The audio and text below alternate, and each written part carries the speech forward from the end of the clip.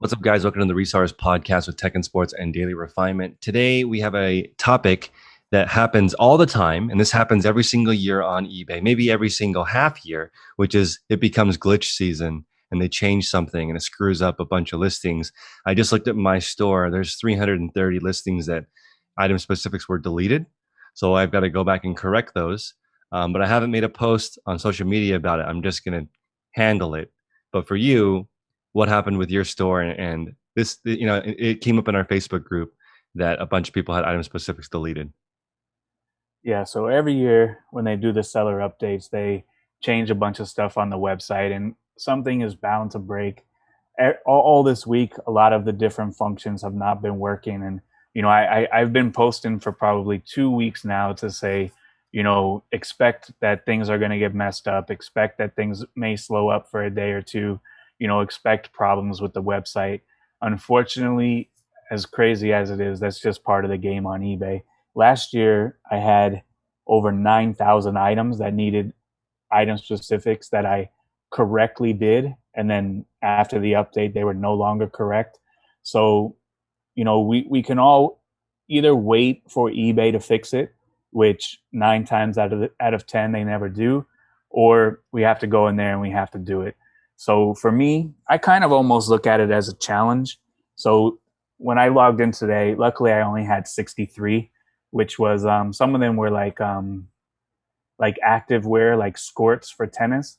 I guess those changed into a different category, so I had to go in and fix those. And then like I do have a couple pairs of shoes in my store that I got from my brick and mortar store, and I had to go in and change those. So right now it looks like shoes are the ones that are most affected. So I had to go in and fix those. But like I said, I look at it as a challenge. I knocked out the 63 in no time. If it would have been 6,063, we just have to do what we have to do. We have to knock them out. And for me, I want to knock them out as soon as possible. That way, all of my items can show up in the search rank. Because if they don't have item specifics, maybe they're not showing up to their full potential. So, like I said, I take it as a challenge, get them all done so I could be the first one back at full steam, 100% ready to rock and roll for the customer. Yeah, and also you have a competitive advantage in the beginning because some people haven't updated it yet.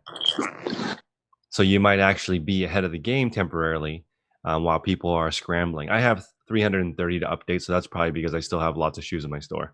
So I'll go in there and update it. This happens every season, and we're about to hit summer slowdown conversation. And people focus on things that they can't fix. And today I want to talk about something that, is a little unusual that we even have to point this out. But both your store and my store, we both have great items at great prices. I think that's how you sell something. Something has to be a good deal and they have to want the item for there to be a conversion. When we do store reviews, which we're going to do store reviews for the group on Friday. So if you guys are in the Facebook group, post your store and then tag me and I'll add it to the list of review on Fridays. Most of the time when we review stores, people don't do the basics properly. And this is stuff that's, I call it inside the box. Everybody wants to be outside the box and connect their eBay listing to their Twitter feed, cross list it on the 5 different platforms, have a blinking pink light, custom template HTML, but then they don't have a good item at a good price.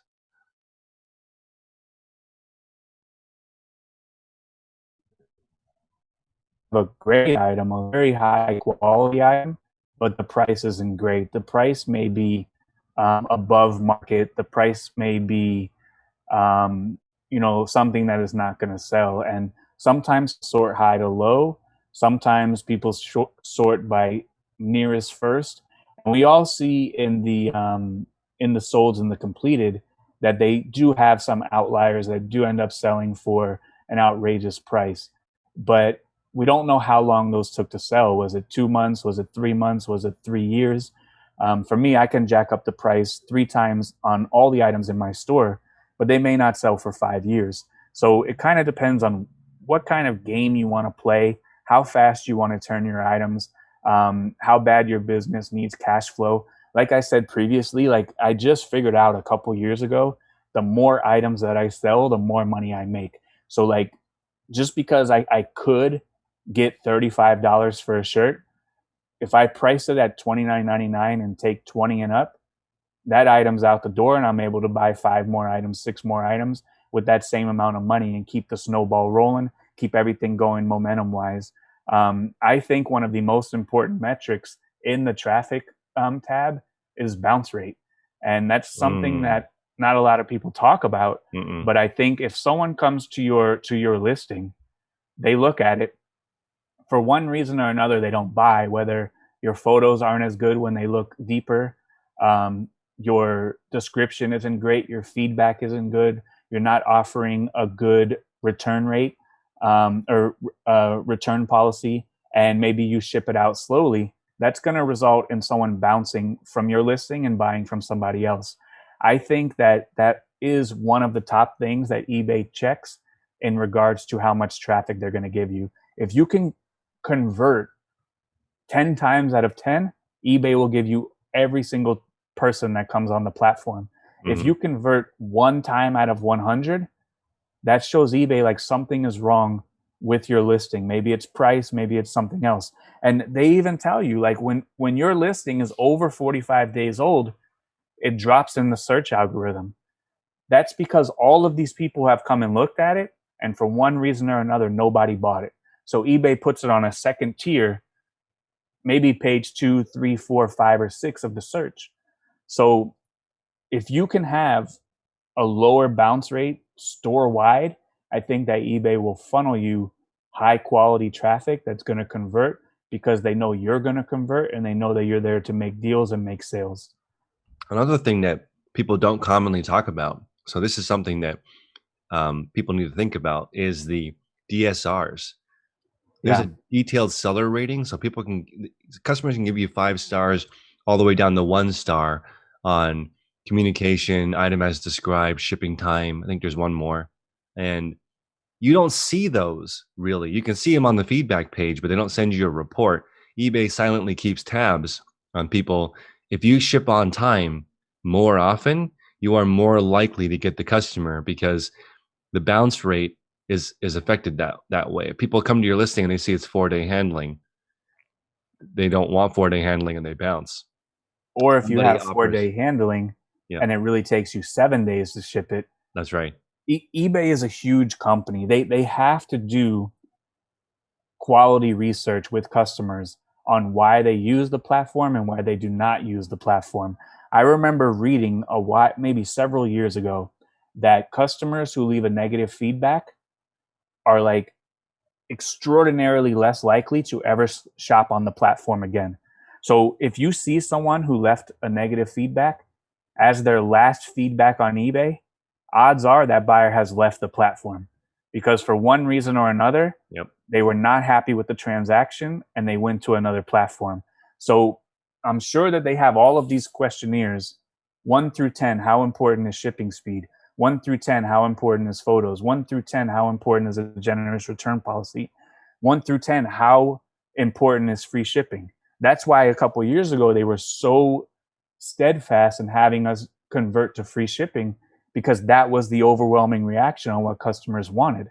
So everything that they have us implement is what the customer wants in some shape or form of some questionnaire that they're asking people. So customers want 30-day free returns. That's what they want. Otherwise, eBay wouldn't require that for us to be top rated seller. You know, customers want left-hand navigation, obviously, because eBay's research has showed them that. Everything that eBay's research has showed, they want us to implement. And the faster you implement those things, the more traffic eBay will reward you with. For me, I'm a company man. If eBay tells me they want 30-day free returns, I'm 30-day free returns, no questions asked. Because I know everything that I give eBay that they ask me to do, they will funnel more traffic to me. If I went free shipping, they would funnel more traffic to me. Yep. If I did every single thing that they wanted me to do, they would funnel more traffic. So on the flip side, the less things that eBay wants you to do that you choose to do, the lower in the search rank you're going to be, because their customers have told them, these are the things that we want. So we're going to match our customers with these things, and buyers who don't match the customers with these things honestly have no right to be on the top of the search rank, because you're not in line with what the eBay customer wants.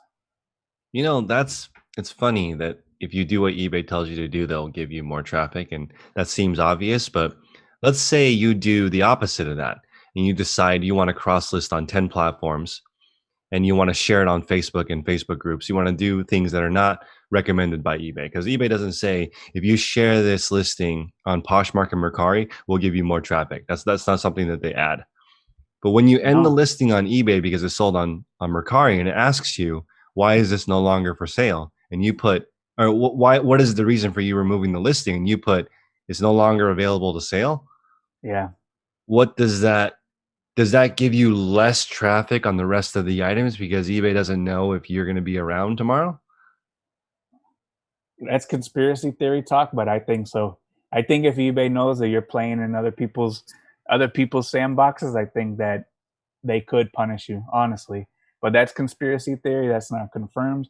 But why would they have incentive to send buyers to you? And someone who does that more often than someone who doesn't do that is going to have to message a buyer one day and say, "Hey, sorry, I'm out of stock. I sold this on a different platform." And that's probably got to be one of the most frustrated things on the eBay questionnaire of why don't you shop on eBay? Because last time I did, I bought the item and the guy messaged me a day later and said, "Sorry, it's out of stock. I sold it on a different platform." That's not a great buyer experience, in my opinion. No. So somebody's asking about virtual assistants, and I want to address this because it's related. So right now, I don't recommend using virtual assistants anymore. I used to. And the reason why I don't recommend using virtual assistants is because it's not faster and it costs more money. So I thought that it was a shortcut. It was an outside the box thing you could do where you can hire someone who's cheaper in a different country to do the listing for you. But it's actually not faster than doing sell similar on an item on eBay and adding the pictures yourself, because if you use a virtual assistant, you still need to get the pictures to the virtual assistant. You can just add the pictures directly into the listing and it's faster. So over time, you guys need to change, but the biggest eBayers in the world list directly on the platform. They don't um, chop it up and have 5 or 6 different people handle it before it gets on the platform, because that's what happens when you use a virtual assistant. It's just, it's not as direct and it's not the basics. It's something more complicated. And again, we talked to all of the biggest sellers and they don't do anything fancy. They literally list on the platform directly. I mean, at the end of the day, you kind of get what you pay for, Yep. and virtual assistants are very, I guess, cost effective for people that live on this side. But you can't expect the same kind of quality listing that if you were hands on with the item, because there Mm. is always going to be a discrepancy, or lack of a better term, something lost in translation.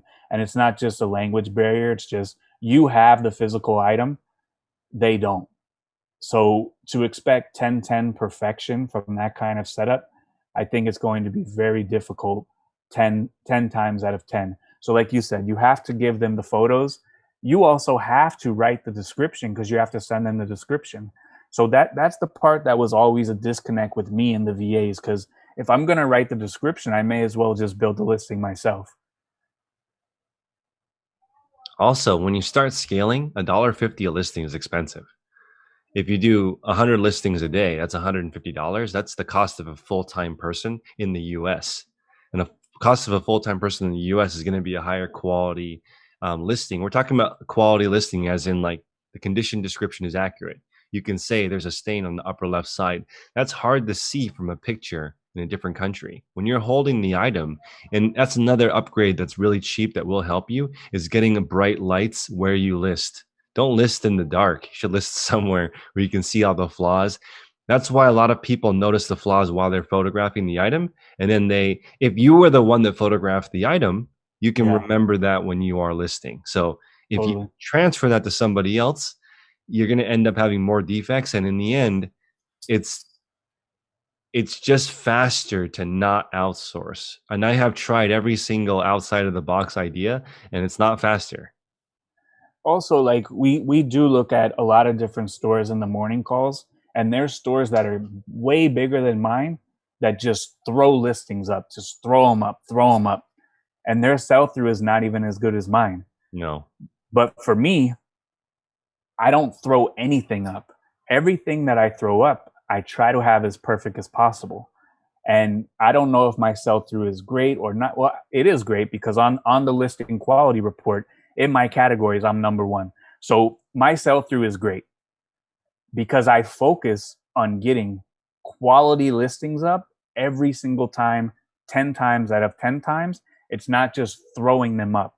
And when you do have the VAs or when you do have somebody else who is not striving for the same perfection, to me, you're just throwing up listings. And in the long run, that can totally cripple your store because those items can be very difficult to find in the search, have very low conversion rates, and that brings us back to the bounce rate. The more bounce you have, I truly believe it totally affects your store wide. And if people you hire are not striving to get up perfect listings, your bounce rate is going to be higher than someone who is striving to get up a quality perfect listing, and their bounce rate is lower and their conversion rate is higher. So this is important to realize because we have ThreadUp, who has 3.2 million listings or something like that. They have millions of listings, and you have 30,000 listings. They have 1,000 employees, and you have 2 employees, and they Mm-hmm. do double the volume of you. They're Right. 500 times more ineffective than you at getting the actual sale. And if you look at their listings, you can tell why. They're just not good at the basics. They only have 2 pictures. The pictures aren't, you don't really know what you're getting. And then it's just you get what the conversion rate is going to be low, and there's going to be a lot of defects when you do it that way. That's the using every method in the book. They have every single robot known to man. They spent $330 million building their eBay store, and their platform, and they lose $5 million a month. And their return rate is through the roof, right? It's more than 10%. It's self-explanatory, man. My return rate is 1.4% across all reasons. My item not as described return rate is 0.2%. Half of those are false. My true item not as described rate is 0.1, and that's 1 out of 1,000 that we truly do make a mistake on. And that's the machine that I want to have. That's the machine I want to build, because how much time is lost to returns? How much money is lost to returns? How much time is lost to customer service? How much time is lost dealing with a pissed off customer? How much time is lost dealing with not doing it correctly the very first time and doing all of this other stuff that doesn't really matter at the end of the day? How much time is truly lost? Well, I want to talk about this is really important because most of everyone's day, most of every single person listening to this call is spent on things that don't matter. Almost all of your time is spent on things that don't matter. To get into the top 1.5% on eBay is only 10 sales per day on average all year. And what happens is you spend so much time working on things that don't matter, you're not getting your listings up consistently every day, which is the most important part. What are some things that don't matter?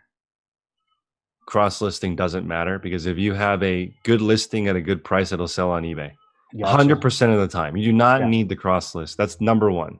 I'll share this. My entire store has been cross listed on other platforms, not by me, by some, very smart entrepreneurs out there who cross list my entire store.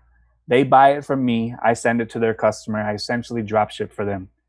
My entire store is cross listed to other platforms, and they might sell 3 a day, 5 a day. I sell 250 to 300 items per day on eBay. They've spent the time to cross post, and they sell 3 items a day, 5 items a day. So that tells me cross posting does not matter. Does Doesn't not matter. matter. And you used to cross post everything all the time. You stopped cross posting, and you're making way more money, and your sales are through the roof. Way more money because all that time you use on here's an example. Someone's asking right now in the chat. Somebody brought up WebInterpret. Thomas in the group uses WebInterpret. I've had good success with it in a sense that when you turn on WebInterpret, you will get more sales because it posts it on 5 different eBays: eBay UK, eBay Germany.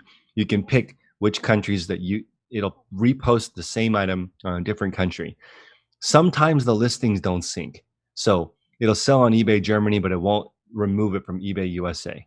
So you might get a double sale. That won't count against you because it's not necessarily your fault, but it does take time. Also takes mental real estate because we saw Thomas had 40,000 listings in his store, but not really 40,000 active. It was like 8,000 6. items on 5 different platforms. And Right. that just, it eats up time thinking about it.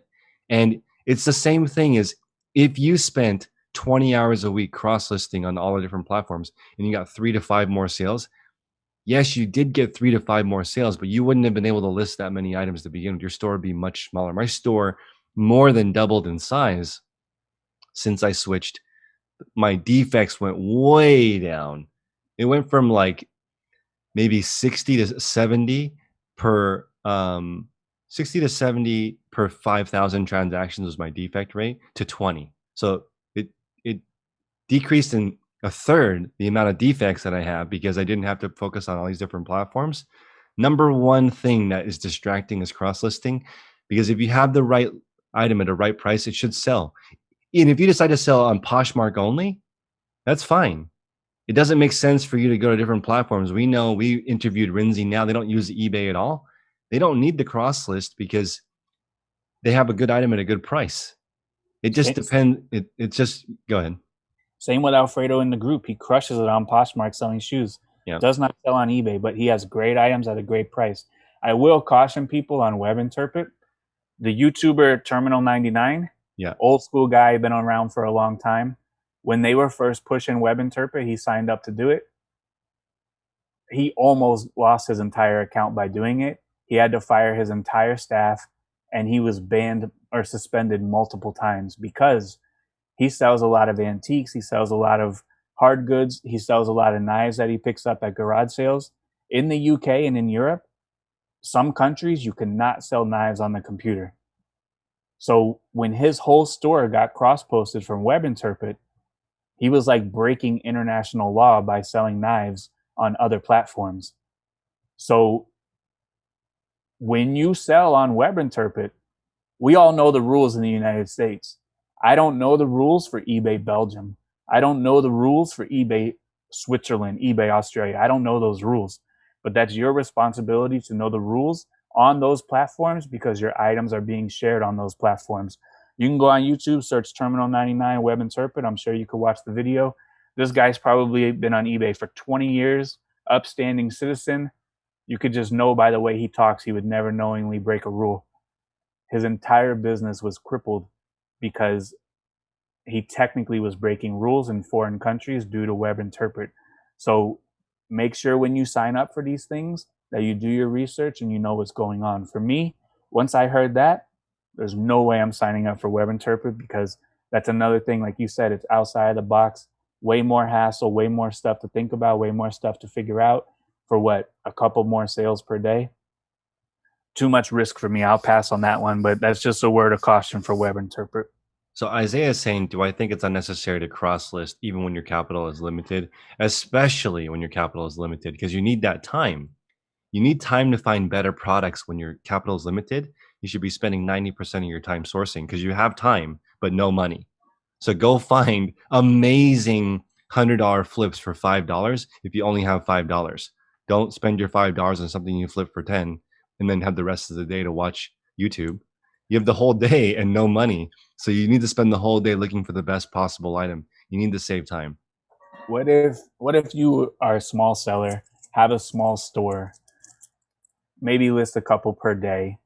Do you think for those sellers, since time is not an issue, capital is not an issue, that for those sellers it may be worthwhile to cross post to maybe Poshmark? No, Still no. no, because the only situation that I would say it's better to cross list is if you list on Amazon with new items because they have more traffic. It eBay and Amazon, they crush. It's not even close. All the other websites like Poshmark doesn't even do what eBay does in one day in 1 year. Mercari has 4 times as much traffic as Poshmark, but it's every single category. If you think about that, that's not a lot. So you need to think about what's the best use of your time. If you're going to play in the biggest, that's like the analogy of I want to be a professional baseball player, but not in the United States. I'm going to go to Lithuania, where there, even if you were like that, Yeah. I would rather be minor leagues here. Yeah. It's the big platforms that you need to spend time on because that's where all the traffic is. I think that with limited capital, you need to be better at picking. It doesn't make sense to list your Banana Republic dress shirt on 10 different platforms. It's better to spend more time and find a better brand. Yeah, and usually people who start off have limited capital. Once you get rolling, the capital isn't such a huge issue if you're doing it right. So I would say if you have limited capital and you're just getting started, I think the most important thing to do is develop that Rolodex of quality brands, good brands, research on eBay, sort high to low, look at the highest ones. Those ones you probably aren't going to find, but settle in the mid range of all these brands, all these different styles, and put those on your lookout list. So that way, when you do see it, you can pick those up, and then that will increase your capital, increase your business, and get you rolling in a better direction. It's basically a shortcut. You think you can get more money with the same number of items. You're going to get that money anyway, though, on eBay. That's the thing. That's sort of the misconception. It will eventually sell on eBay anyway. I do agree with that. And if you are selling a lot of stuff, like if I was cross posting 24 hours a day, it would just be me constantly taking down items that have sold on other platforms or that sold on eBay, and I got to take them down from the other platforms. So like there does become a point where you just don't have enough time in a day to reconcile all of these platforms. I know they have softwares that can do it, but like to trust your entire business to a software that, as far as I know, none of them are perfect, that's just too risky for me. Like I would have to go in there manually and take them out. Another thing that is really tempting and doesn't matter is sharing to your own audience. So a lot of people make their own website and cross list their whole thing. A lot of people share their posts on social media, on Instagram, on Twitter. Why would you share to your audience of 1,000 people when eBay has 180 million customers? If you didn't make the item, if you make the item and 180 million customers on eBay can't find your item because they're searching for brands, then maybe do your own marketing and find your own tribe and do it. But if you're selling a brand name item, there's no reason to post it on Instagram. No, totally, man. Like a lot of this stuff can be spent on, I think, refining your processes and learning how to get up perfect quality listings. And if you can get up perfect quality listings, you won't have any worries because your items will be selling, and you won't have any time to sit around and worry about all these other things that could make slight improvements on the business. I'm going to make a video on this separately, but I think it's worth repeating. I've been doing this podcast with you for 7 months, and there's only been one idea in 7 months that really struck you that would work. And that was somebody saying, what about working an extra hour at the end of the day? Yeah, that works, and that was something that I do all the time, and that's what I already do. But that was like the first like breakthrough of like that could really change your business. Because one of the things people talk about all the time is, for you, like you were working on doing 200 per day, very difficult to do. But we talked about it last week or a couple of weeks ago that for me 314 per day is a walk. It's easy. And in the morning call, they everyone tries to figure out why is it possible, or how could I do 120 per day every single day solo. And it's very easy for you. You said you could do 71. That's your max, working Yep, 8 hours per day. That's that's the right. max. Cool, great, that's awesome. I wasn't working 8 hours per day. That's If right. you stayed till 10 o'clock, you could do 120. No problem. But then your wife is pissed, your baby's pissed, everyone's pissed. So you can't stay till 10 o'clock. Yeah, and that's why it's so funny because when they say the 10,000 hour rule usually takes 10 years, that's because people really only do it like 3 to 4 hours a day. You can Right. you can do it in a shorter amount of time. It's just not realistic for most people. So for most people, it's going to take you 10 years to build an eBay business of this, maybe the size of yours, from scratch, with 10 years of steady improvement too, not 10 years of the same year over and over again. No, and like, all right, you want to do 120 per day and you want to work 16 hours per day. We're talking like 7 listings an hour, 8 listings an hour. Like everybody can do that.